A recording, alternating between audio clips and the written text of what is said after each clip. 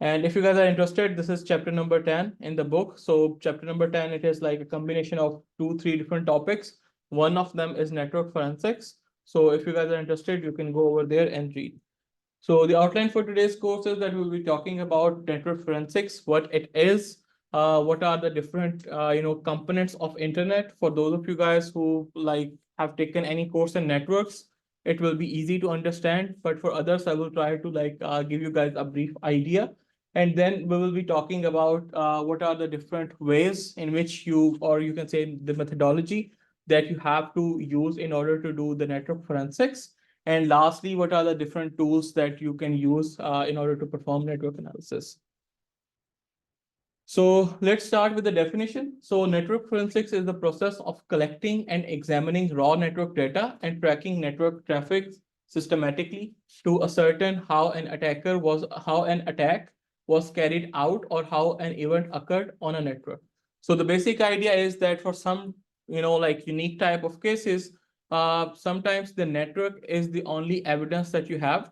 For example, somebody's computer is infected with malware, and the malware is so strong that they burn out everything on the computer, like whatever was data was there on the hard drive, the malware just like wipes that out.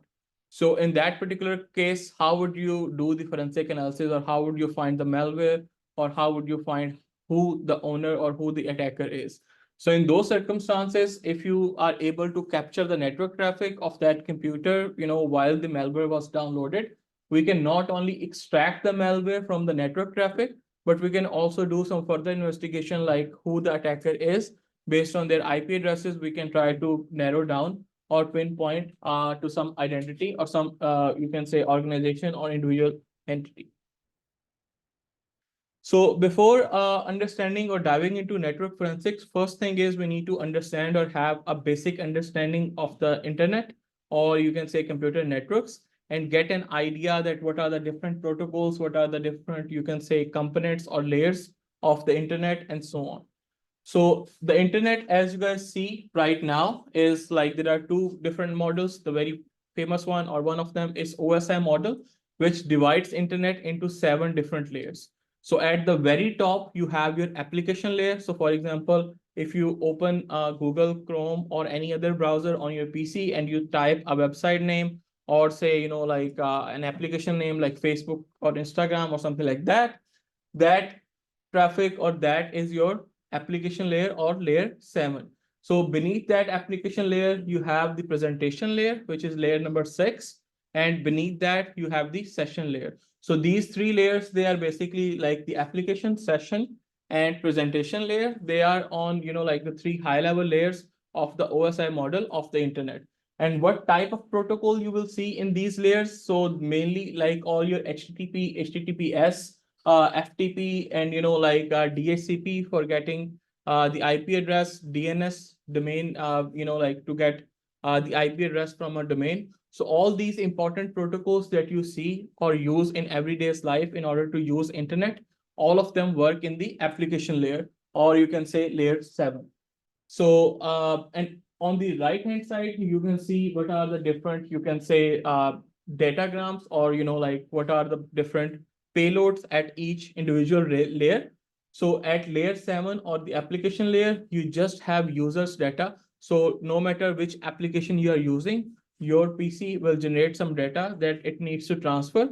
And then as that data is passed through the different OSI layers or network layers, more information is added on that data, and finally it is sent from the physical layer.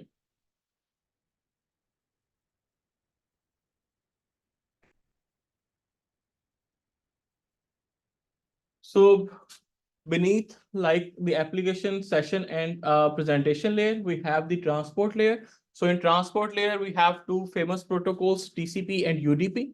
And these protocols, they are basically responsible for transferring the data from one machine to another.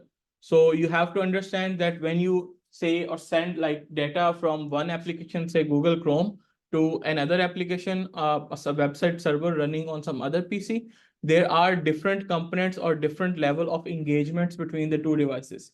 So on layer 7 or application layer, the 2 applications will be speaking to each other. Then beneath that, on the transport layer, the TCP on the client will be speaking to the TCP on the server, and they will have a TCP connection between the two devices or two PCs. So these are the very important, or you can say most used protocols, TCP and UDP. Both of them are used to transfer the data. The big difference in both of them is that TCP guarantees reliability or guarantees that your packets will be delivered. So even if message delivery fails or packet delivery fails from one PC to another, TCP keeps on retrying until the entire data is transferred to the other PC. Whereas UDP doesn't give you the reliability or doesn't give you the guarantee that data will be delivered. And UDP just delivers the data once. If it is delivered, then okay. If it is not delivered, then it will be the responsibility of application layer to resend the data. All right. So all you need to know from this diagram is like what are the different protocols at each layer that you need to know, and what are the different devices that communicate at different layers. So after that, like beneath the transport layer, we have our third layer, which is the network layer. So in network layer, we have protocols such as ICMP, which is also used to communicate, send messages, notifications between the two devices. We have ARP protocol. So ARP is basically a protocol that is used to find out the IP address. Find out the MAC address of a device if you are given the IP address. And lastly, at network layer, we exchange messages based on the IP address. So when we transfer data, we'll see in next couple of slides that we need to give two basic informations: the IP address of the person or the computer to which we are sending the data, and the MAC address. All right.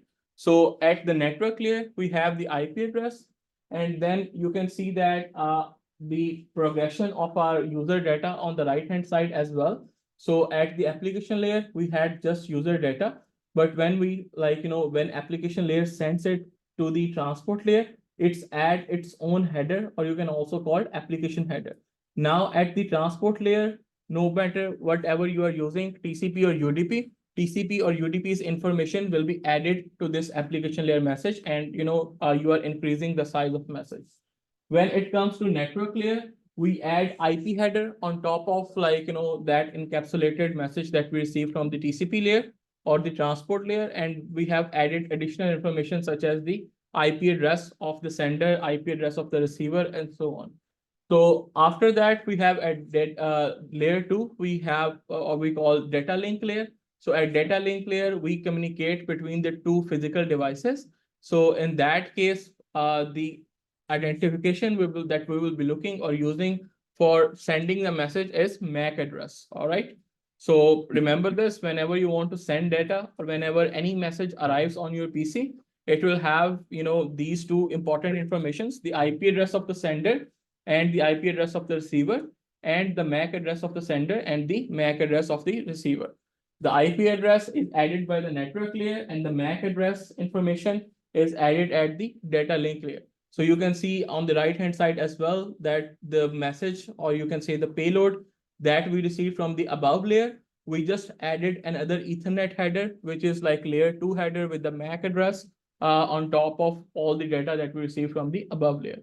So finally, when your message is packed with all this information, like the MAC address information, the IP address, or the network layer information, TCP, UDP, or whatever transport protocol you are using, that header, that information, and your original data, then this whole packet, which we call the Ethernet frame, is transferred through the physical layer to the other devices. All right. So this is like a complete journey of your data, like how it passes or what additional information is added or is required in order to send your message from your PC to any other PC on the internet. So any questions about it? All right. So the devices that we generally see, so for example, like all our computers, and TVs or other end devices that use internet, they will be mainly working on the first three layers, the application mainly, or session or presentation layer.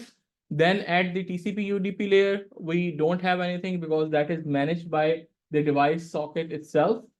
Then on network layer, the devices such as your routers, all, routers, they communicate or they work at layer 3. So all the messages that, are sent from one device to another, they go like from your device, they will go to your home router. Then your home router will read the IP address and the MAC address and then forward it to the required destination or put it on the destination path or the preferred path. And then at the second layer or the data link layer, we have switches.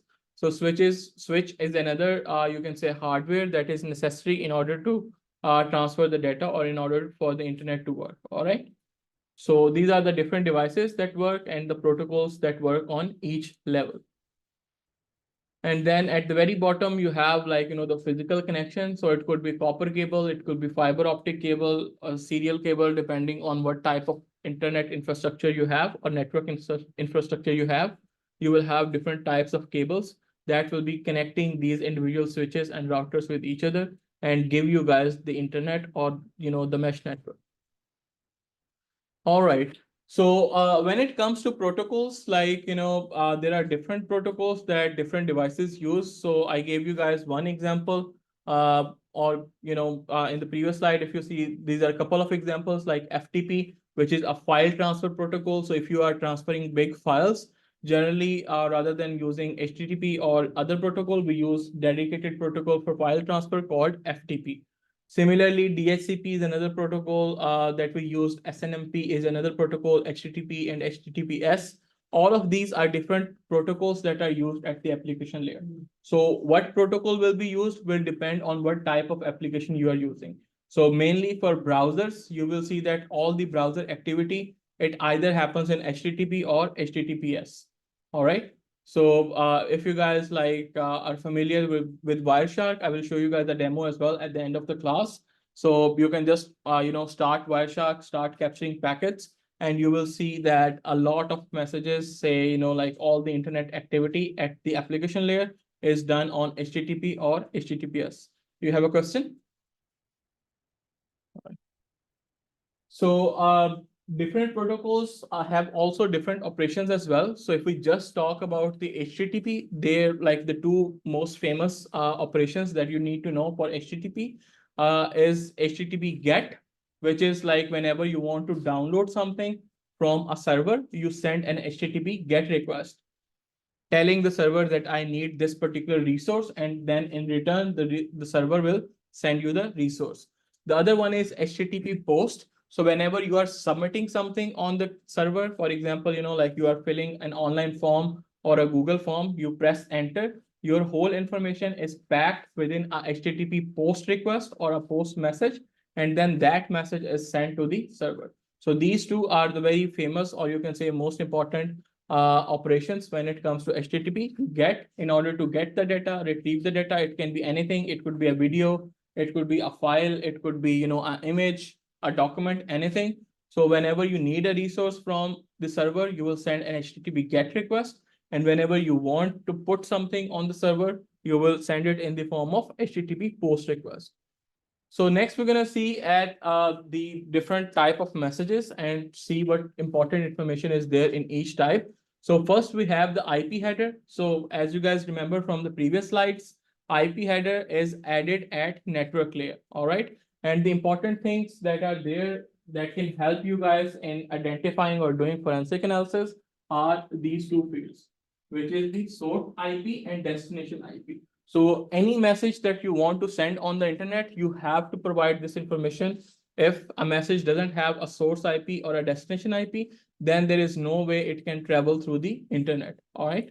So these two things, source IP and destination IP, this is the most important thing when it comes to, for example, network forensics, at least for at the IP layer that you guys need to know. So for example, going back to my previous example that I gave you in the start of the class, that if somebody receives a malware from internet and that malware completely destroys their PC, how would you identify or how would you know that who was behind that attack? One way of doing that is we can examine the network traffic. So all the messages that this person was receiving, they will have a source IP. So source IP will be the IP address of the device from which those packets have originated. All right. So if you know the IP, you can do the reverse IP search and you can try to figure out if there is any person or entity or a company behind that particular type of attack. So it's just like, questions in your lab 4 where you did the reverse IP search. So you can get those IPs directly from the messages as well. So there is another field called protocol. So since at the IP level, we can have different type of protocols that will be used from the upper layers. So it could be TCP, it could be UDP, ICMP, EGP, all other application level protocols as well.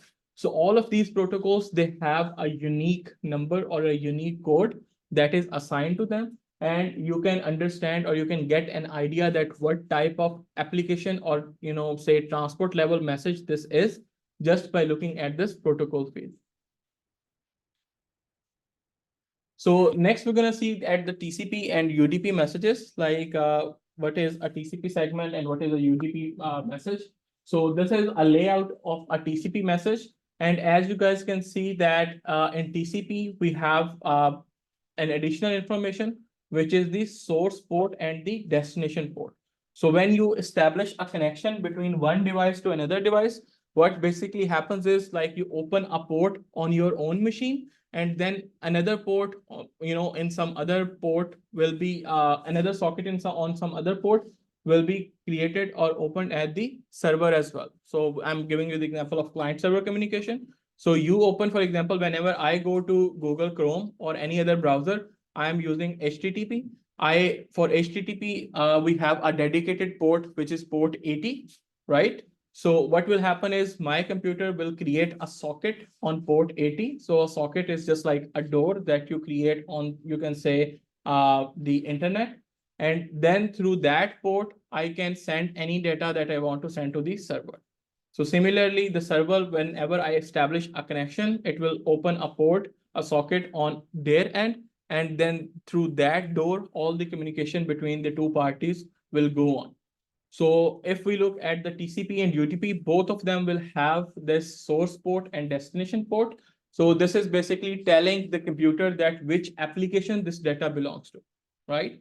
So because when we say like we are running multiple applications on our PC, it is possible that, you guys are running, say, Outlook, application for your emails. You are running Google Chrome, you are running some other tools that also require internet connectivity. So all these applications that run on your PC, they use different ports and different sockets. So when a message comes on your PC, how will your PC knows that which application do I need to send this particular message? It will look at the port number. So all your internet or browsing activity that you guys do from Google Chrome, they will be done, or that will be done based on port number 80, which is dedicated for HTTP. And if like there is another application, for example, you guys are running telnet on 220 port or some other port, then your PC will decide based on or looking at the destination port that which of these applications that you are running, I need to send this message to. All right. So at transport layer, this is the important information that you need to know, which is the source port and destination port. So source port and destination port basically tells you that which two applications are communicating with each other. If you see a source port of 80 in a TCP or UDP message, that would indicate that this message belongs to HTTP, and it might have been sent or by a web browser, or it might have been destined to a web browser. All right, any questions? All right. So here's the UDP layout of UDP header, and you can see that UDP header is much smaller as compared to TCP, because UDP doesn't give you the reliability or guarantee that it will send the message. UDP just tries once. If a message is sent to the from client to server, all good. Otherwise, it is your responsibility to resend. The protocol itself will not do anything. So UDP is very simple protocol, and you can see here in UDP as well that you see the source and destination ports. So from exam perspective or from your understanding perspective, the IP address tells you which computer this message belongs to, right? And the port, the source and destination port in a message tells you that which application that is running on your PC this message belongs to. All right. So if you guys are given a message with source port 80 or destination port 80, then that would definitely mean that it is a HTTPS or HTTP message. All right. Okay. So now a question for you, like given this information, whatever we have learned about the protocols and devices in the internet, how can we determine when we receive a message that where this message is coming from or what artifacts we will look into? In order to identify which application this message belongs to, we'll be looking at the destination port. All right. Now like some applications or some protocols, for example, HTTP always works on port 80. All right. So those we have some dedicated ports that are for very famous, like protocols like HTTP, which everybody uses. So if you see a message with 80, then you can see it's a HTTP message. It has to belong to one of the web browsers. All right. But it is not, always the case. You can have other applications too using these protocols as well. All right. Okay, so next we're going to talk about the network forensic methodology. Like, how do you guys like, what to do when you are required to do a network forensic analysis, or you are, hired for a case that might, require you guys to perform some type of analysis on the internet. So these are the basic 5 steps that you need to perform or need to do in order to do the network forensic analysis. So you can see most of them, they are same, whatever we have been doing in this entire course, it is the same. So the first thing that you need to know or need to do is the identification. So the first step is to identify whether an attack or whether a bad thing has happened or not, right? Because without that, we will be just looking at the internet and we will not know that what we are supposed to do. So we need to make sure that we are able to identify the bad instances or the bad, you can say, like bad processes or bad occasions where somebody intrudes in your system or somebody sends you a malware or somebody tries to hack your PC or some other thing. So the first step is the identification. How we do that? We have special, you can say, softwares and hardwares that we have dedicated or created for this special use. So we first thing we will be talking about is intrusion detection systems. So all the networks, or you can say the organizations, they deploy a intrusion detection system. So what is the purpose of intrusion detection system? As the name suggests, like if it is like a monitor that monitors your entire network communication, that is like all the packets that are coming in your own network, and it tries to identify that if there is some bad thing happening or if there is some bad actor that is trying to infiltrate in your network. The next thing is firewall. So what is a firewall? Firewall is basically, you can say, a barrier or a guard. So just like, you can have a security guard in a building that would, depending on the protocol or your company rules, might, that security guard might see the ID card of every person who's entering, or might ask you, like if they see that you are, if you look suspicious, they might like block your entry into the building as well, right? So the same thing is done by the firewall in the network. It examines all the network traffic that is coming in and going out of your network. And whenever it sees some suspicious activity, it can alert you, and it can also halt that communication, or it can halt those messages from coming in or going out of your message. So the third thing which we'll be talking about is the SIEM. So what is it? It is Security Information and Event Management System. So it is, you can say, a combination of all the different things that we will study, like intrusion detection systems, firewalls. So SIEM is a very complex and, you can say, high-end systems that are used for identifying any intrusion in your network, blocking any intrusion in your network, creating logs, creating alerts. So it is a high-level system that does multiple jobs at the same time. All right. So the identification is the first step, where you need to identify the attack, or you can say identify the bad behavior of any of the devices.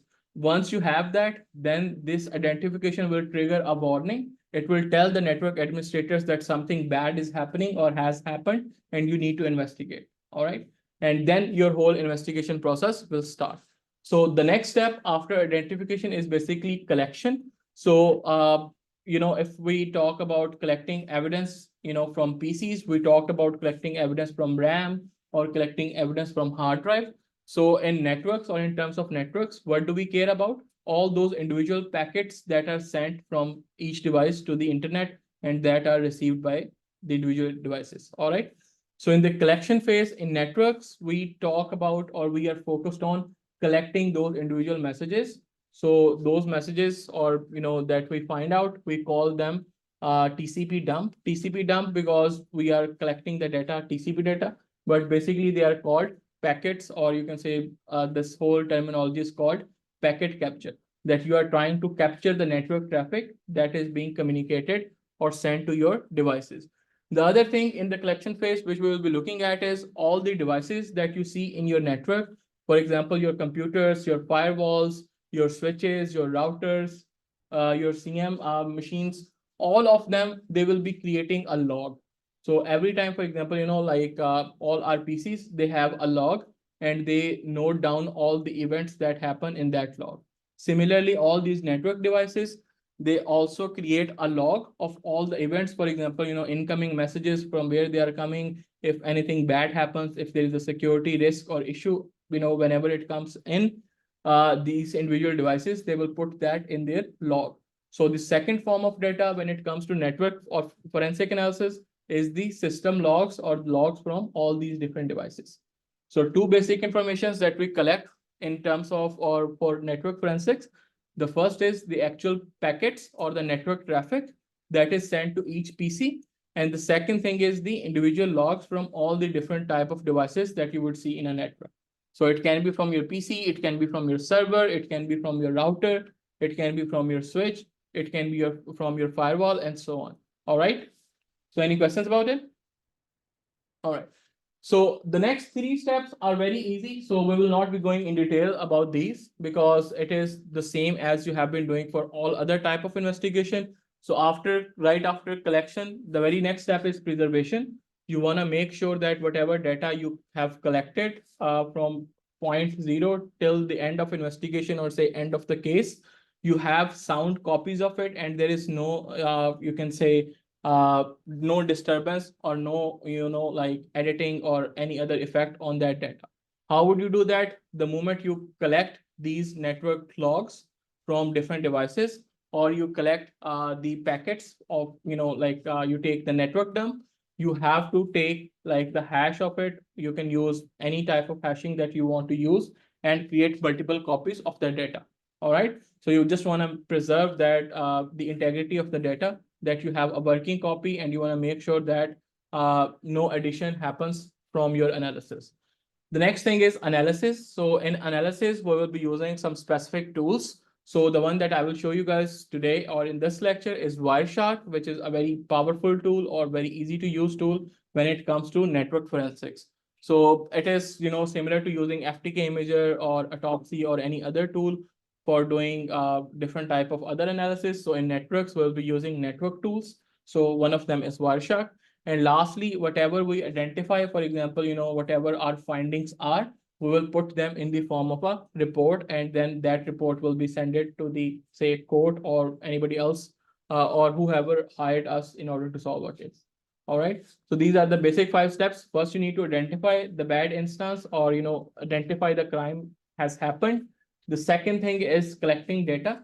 We have to collect 2 type of data. We have to collect the network traffic and all the logs, or you can say all the system logs from all the devices.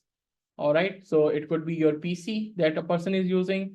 It could be your router. It could be your switch. It could be your firewall. It could be your server machine. It could be your email log, email server. All the machines that you have in a network or internet, all of them, they generate logs that we need to collect in order to perform the forensic analysis.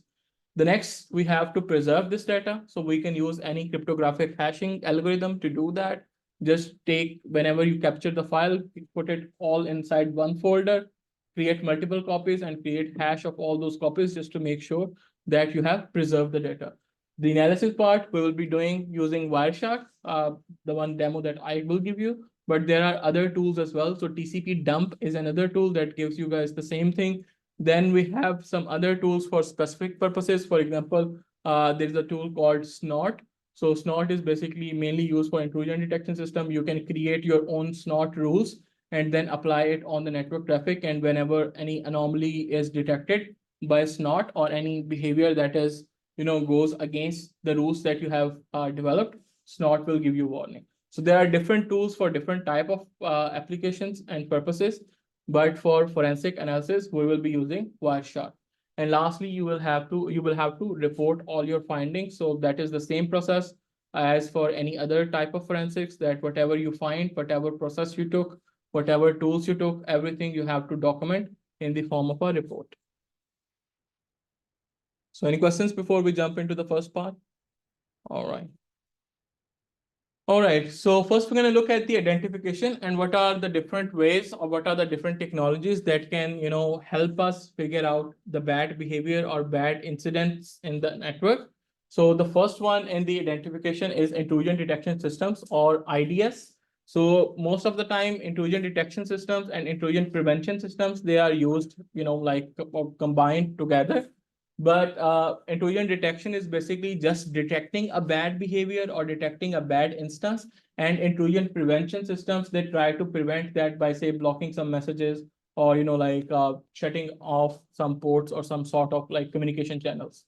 So an intrusion detection system is basically a very important component of your network security. And all the organizations that have implemented network security, they will have some form of intrusion detection system running on their network. So what is the job, or how does intrusion detection system works? So intrusion detection system is basically like a monitor, or you can say a police officer that just roams around on your network, like see all the communication, all the packets coming in and going out of individual devices in your network. And then by looking at those packets, it tries to examine whether those packets are correct or benign, or whether they are malicious. And whenever it finds out or it thinks that some of the packets or communication is malicious, it will give you guys like a heads up, or it will give you guys you can say like it will raise a flag that something bad is happening, and you need to sort this out, or you need to, make sure that your system is protected. So there are various type of intrusion detection systems. So the first type of intrusion detection systems is signature based. So what happens in signature based is that you create a signature of known bad files or known bad instances. So for example, some of the very famous malwares, for example, if you guys like say WannaCry malware, all right, or any other malware. So all these malwares, they are what is a malware like essentially, or at the very low level, it's just, a program, and a program is a sequence of bytes, right? So just imagine that the WannaCry malware always starts with a byte sequence of 010001. All right. So what will you do is that you will put this signature 010001 in your intrusion detection system as a rule, that whenever you see any message that is containing this data 010001, you have to flag it, or you have to, identify us, because this particular sequence belongs to a well-known malware. All right. So what basically you are doing is you are creating signatures of known bad things, like known bad malwares, known bad trojans, known bad viruses, and then feeding that to your intrusion detection system, that whenever you see any message that contains these fragments that are known to be bad, or that are known to be related to malwares and viruses, raise a flag, give us an alert. All right. So these signature-based intrusion detection systems, they are very good at detecting, known attacks. For example, WannaCry malware, or, any other important or famous malware that has been detected in the past, but they fail to detect zero-day attacks. What are zero-day attacks? Zero-day attacks are, attacks that have never happened in the past. So for example, somebody creates altogether a new malware or a new virus that nobody has seen in the past. So these type of intrusion detection systems, where you are relying on the signatures of the previous well-known malwares, they will be unable to identify or detect the zero-day attacks, or the very new or upcoming malwares that have been just launched. All right. So any questions about signature-based malwares, signature-based IDS? All right, so the next type of intrusion detection system is anomaly-based intrusion detection system. So what we do in anomaly-based intrusion detection systems is, first we identify, or you can say note down benign behavior. So the intrusion detection system will be looking at the individual packets. It will be looking at which devices communicate. In normal operation, it will be looking at what type of protocols are used. It will be looking at how much communication is done between two entities or between two computers in a normal scenario. So what you are doing is basically in the first phase, a normally based intrusion detection system will just create a normal scenario that, what are the steps or what is the type of communication, type of protocols, type of devices, type of messages, amount of messages that is communicated in normal operations. It creates kind of, you can say, a log of all that and create a big signature of all that. I would not call it signature to confuse you, but you can say a template, right? Like how does the normal behavior looks like? So for that, you can use like different machine learning algorithms that will give you that normal behavior. And what will happen after that is once you have that normal behavior, then you will start monitoring the network, and anything that deviates from that normal behavior will result into an alert. All right. So this type of intrusion detection systems, since they are not, relying on well-known signatures or of the previous malwares, these anomaly-based intrusion detection systems, they are very good at detecting zero-day attacks as well. Because any attack is basically on your network is basically deviation from the normality or normal working. And whenever there is a deviation or a change, your intrusion detection system will find that out. So any questions about it? All right. So last form of the intrusion detection systems that we will be discussing is host-based intrusion detection systems. So an intrusion detection system can work either on your network. So it could be like, you can say, a general intrusion detection system that just works on the network, sees all the communication messages going between or communicating between different devices. Intrusion detection system, you can also implement it on the individual device. So when we implement intrusion detection system on an individual device, then we will be just focusing on all the communication that is originating or ending on that device. And it could be signal based, it's signature based, it could be anomaly based. For example, there is one PC that, or say like, the company server that you guys use, and you want to protect that server. What we can do is, in addition to all other network security features, we can also have a intrusion detection system on that, or just focusing on that device or that server machine as well. So that will just be focusing all the ins and outs of packets and communication just on one device. All right.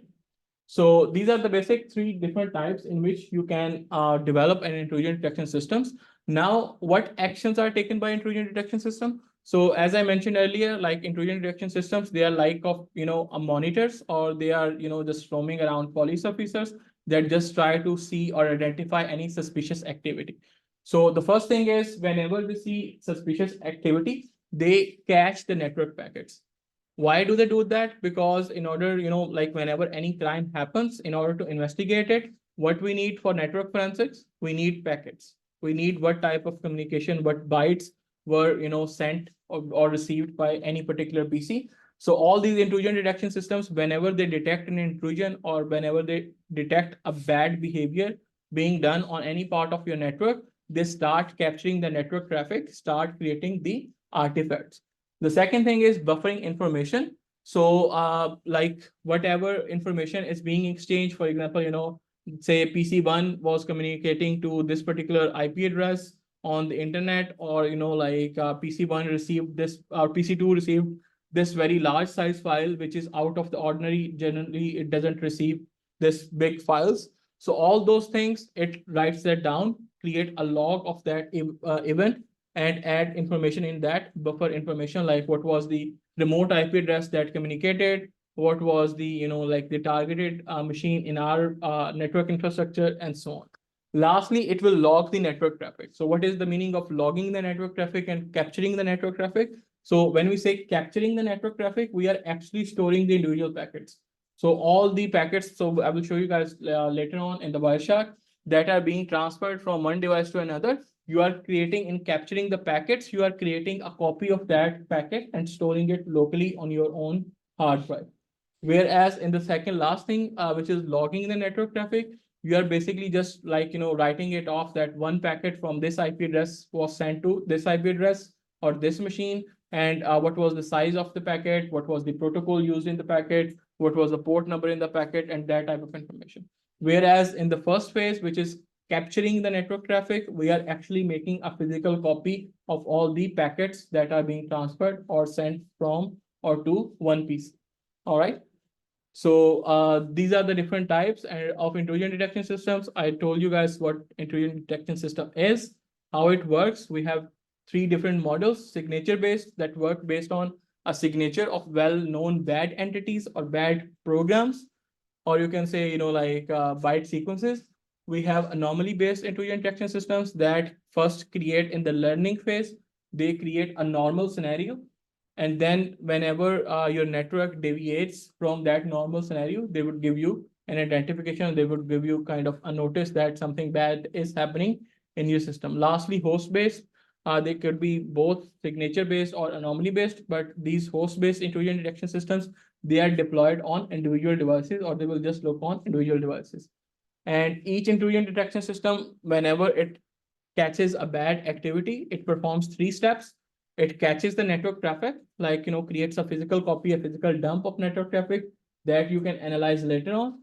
It creates buffer, it buffers information, like, stores the information, the basic overall information, the IP addresses, or say a number of packets, size of packets, that type of thing.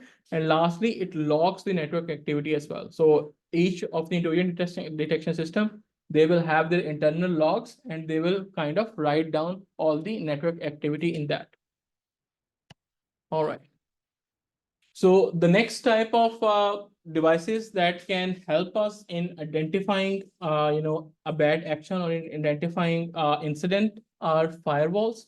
So firewalls can be both developed in software, and they can also be physical devices as well. All right. So this is a unique thing for firewall, that it could be either a physical device, a physical firewall machine that you plug in at the very starting, or at the, at the front door of your network or infrastructure of your organization, or you can have software-based firewalls as well. So what is the purpose of firewall? So firewall basically monitors all the network activity, all the packets that come in and go out from your infrastructure or from individual machines as well. So you can like create, like a whitelist or a blacklist, that, I don't want these XYZ IP addresses to send any message to my network. So for example, if we know, like who's the starter of WannaCry malware, or, all other known malwares, if we know their IP addresses or which IP addresses they use in order to perform this attack, we can list those IP addresses in a blacklist, give it to our firewall, that whenever you see a message which has origin IP address or source IP address that belongs to this list of bad actors, just block it. Do not let it enter my network. All right. Similarly, firewalls can also examine or block the traffic going out of your system. So for example, if I don't want my employers to use Facebook during the office time or during the company time, what I can do is I can just simply add all the IP addresses of Facebook servers on a blacklist, and tell the firewall that if any network traffic goes from my network or any of the PCs in my organization to these IP addresses, just block it. All right. This way, no employer will be able to use the Facebook during office time, because whenever they try to log in, or, like open Facebook in browser, they will not be able to reach the Facebook server, because the firewall will be blocking the messages. All right. So this is the basic purpose of the firewall, that any organization can set up the firewall.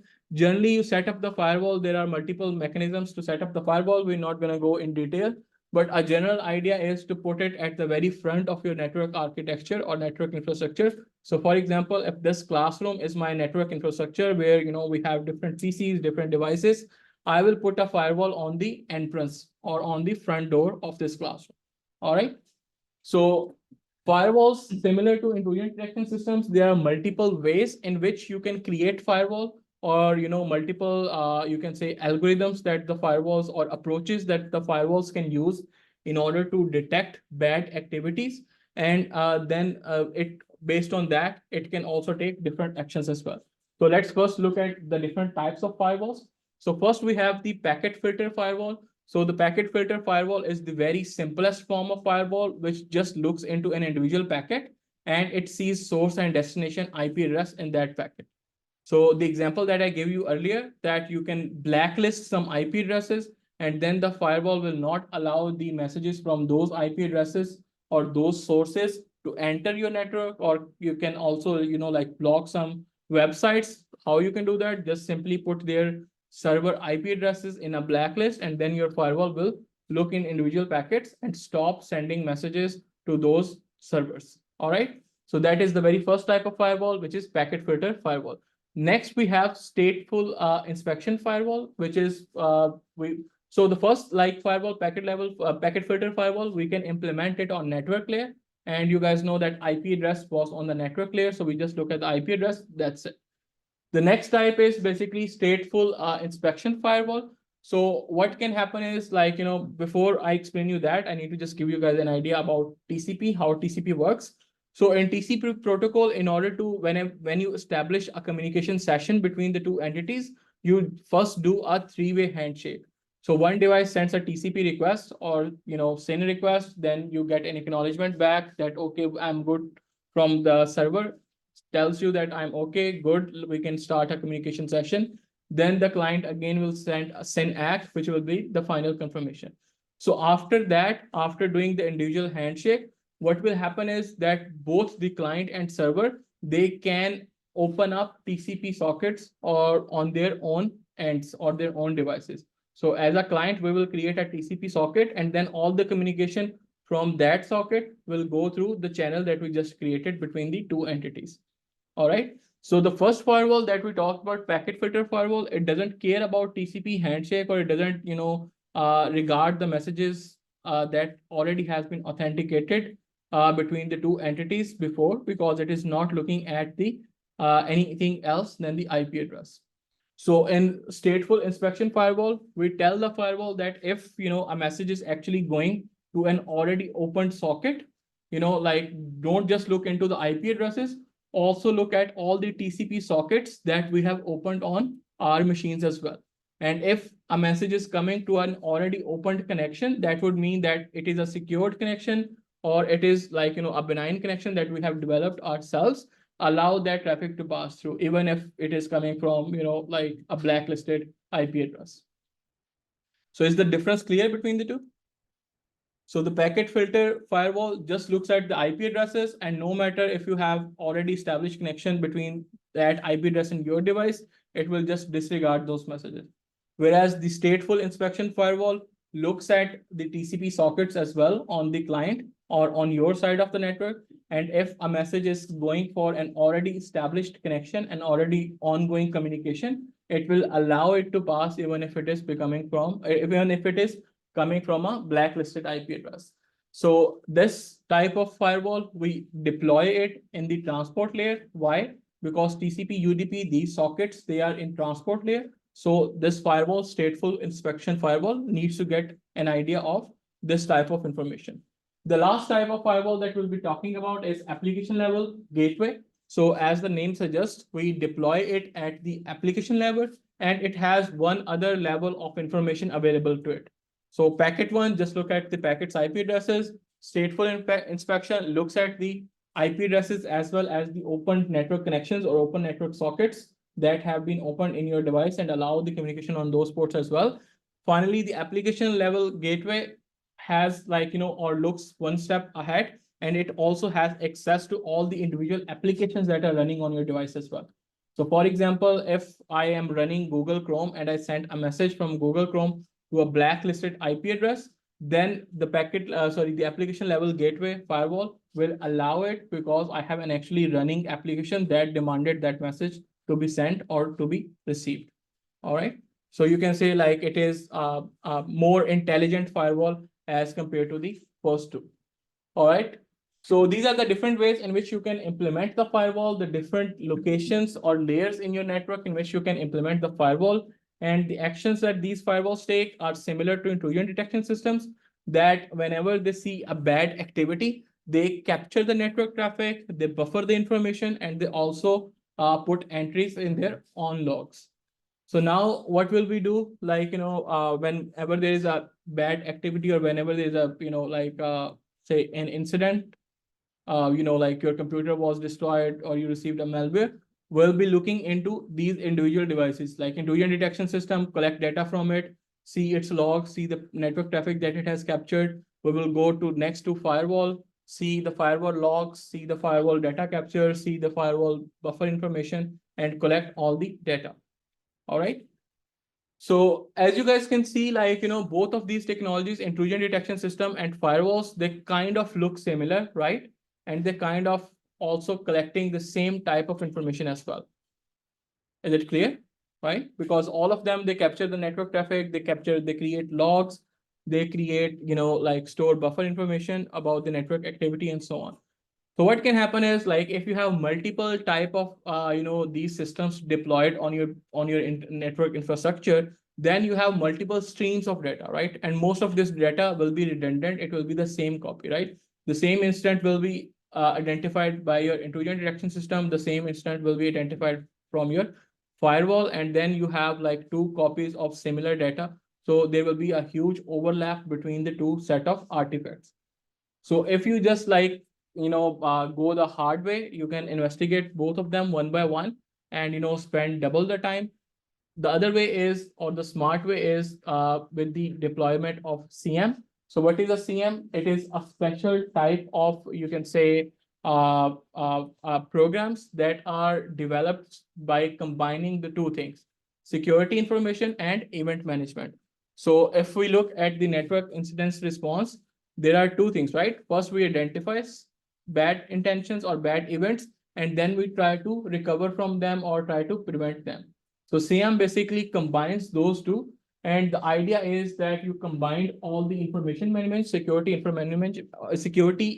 information management systems, like your intrusion detection systems that kind of detect the events, with your security event management systems, such as your firewalls that can actually block network traffic and so on. So CM is a bigger, like, you can say, software or a bigger application that kind of collects all the data from these different sources and then provide you a single platform to do your analysis. All right.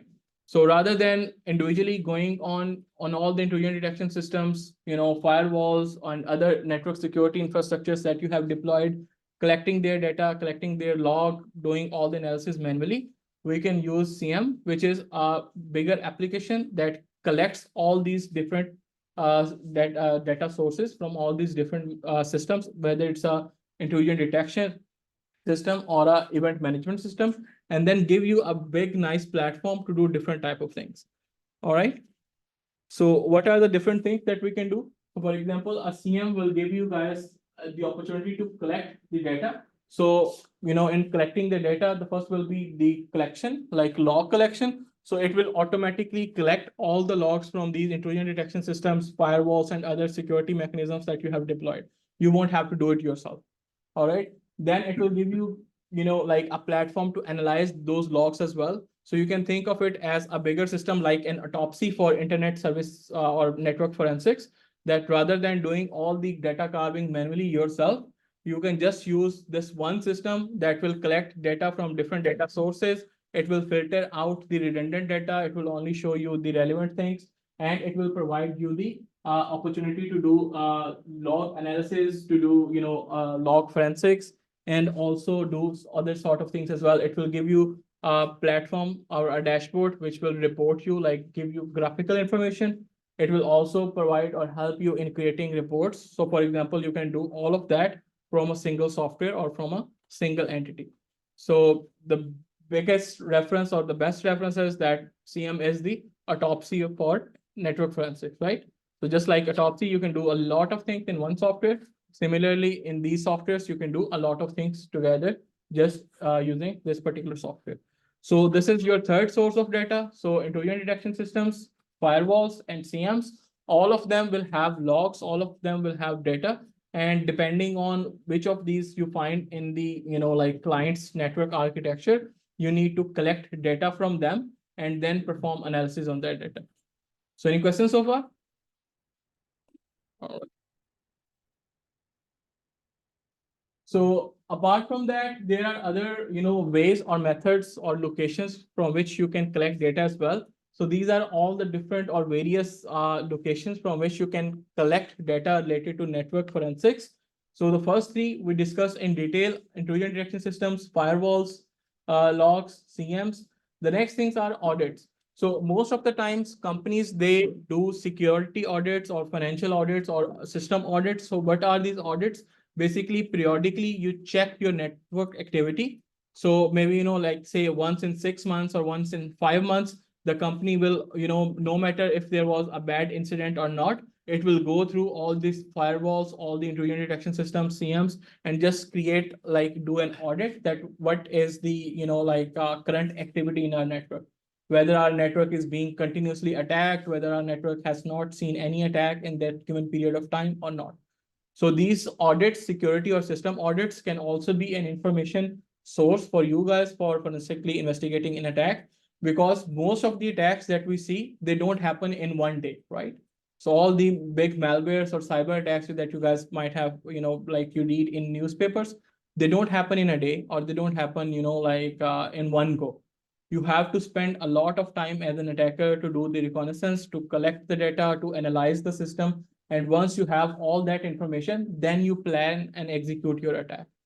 So if there is any malicious activity, even though it might not look that malicious, but you might see that reconnaissance activity in the audit reports or the security reports, security audits. So maybe the organization might say that, oh, okay, we didn't see any malware in our system, but we did see that some unauthorized people try to log into or try to enter our network, 6 months ago or 5 months ago. So that initial step, which didn't look that bad at that time, was actually one of the steps of the attack. And if you go into security audits, you will actually see that when the attack started, it didn't start with the deployment or like sending of the malware. It actually started way, like say 5 months or 6 months ago with the reconnaissance operation. All right. So these audits, different type of audits, security audits, system audits, they are also your source of information for network forensic artifacts. Then we have authentication logs. So all the servers or devices that deploy authentication, they also have authentication logs. So every time you pass the authentication, for example, you try to log in into LMS or Blackboard, Blackboard will have a security log, and it will write down all the attempts by all the users, right? So if you are seeing like a lot of, bad password attempts on any particular user, that would indicate in the log, that would indicate that somebody is trying to hack their system, right? Because they are continuously trying bad password. Similarly, email monitoring logs, if you have email servers running on your system or on your artifact or your, sorry, network, then you will have to look into email logs as well, see what type of activity is going on there. So all of these things, all of these locations are very important to collect data for network forensics. And mainly we look into two type of things or two types of data when we are collecting. The first is the logs, like all the logs by all these devices. And the second one, which is the most important one, is the actual network traffic that is captured by the intrusion detection system, firewalls, and CMs. All right, so the next step is collection. So, we have covered all the identification part where we can see the data. Next part is collection, how we can collect the data. So for packet capture, we have a very famous library, which is called PCAP. So you will see that if you guys have ever done or worked with Wireshark, you can, store the network capture in different formats. PCAP is one of the most used, and it is available on all the different operating systems as well. So Windows, Linux, even in Mac, you will have Wireshark and you will have this PCAP library. So what are the examples of tools that we can use? So we can use TCP dump, which is mainly a Linux-based tool. So you can run TCP dump on your Linux machine and then start collecting data. You can use Wireshark as well. So Wireshark is another software that you can use to collect data, and you can just, like, capture all the network traffic